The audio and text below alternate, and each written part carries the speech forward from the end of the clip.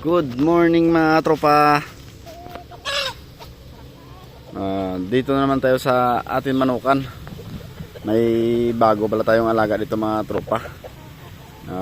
Pinaalagaan sa atin ng isang tropa natin dahil yung itlog ng hens niya laging kinakain. Kaya nakailang beses na ng itlog tapos di siya makapagpapisa. Kaya pinalagaan niya sa akin mga tropa. Ito mga tropa, nilagyan ko ng bakod dahil nag-aawa yung Rhode Island ko tsaka yung isang roster ng Chinese chicken. Yan siya mga tropa, tatlong Chinese chicken siya.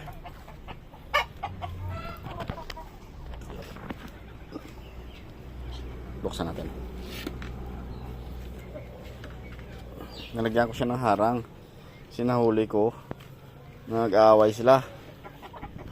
Ayan.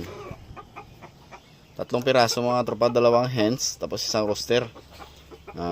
Sana makapagparami tayo ng Chinese chicken na to. Ayan. Hindi naman siya ganun kalaki, sakto lang. Pero kakaiba yung balahibo niya. Yun o, tapos yung palong niya parang bulaklak. Ayun o, ganda o.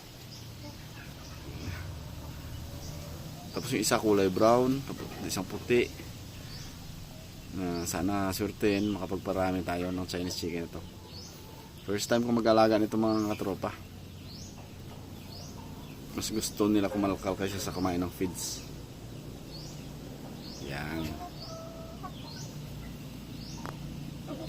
Ito yung roster mga tropa. Yan, ganda oh. Yan, oh cute. Nalagyan ko to ng bakod mga tropa, isang beses na huli ko kasi. Nag-aaway ng roster nito tsaka isang roster ng Rhode Island ko na bata pa. Nag-aaway sila. Yan nilagyan ko nito. Yan. Kahit pa paano sila mag-aaway. Tapos yung mga pabo natin, no, nagpapainit sila.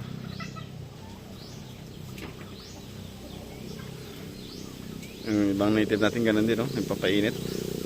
Madala lang yung init kasi dito mga tropa, dito lang na side. Oh. Tapos yung araw kasi doon napapunta, kaya hindi na mainitan dito masyado. Dami na kasing tanim. Lalo na pag lumaki yung rambutan dito. Daming puno ng rambutan dito. Pag lumaki to lalo talagang hindi na siya mainitan dito.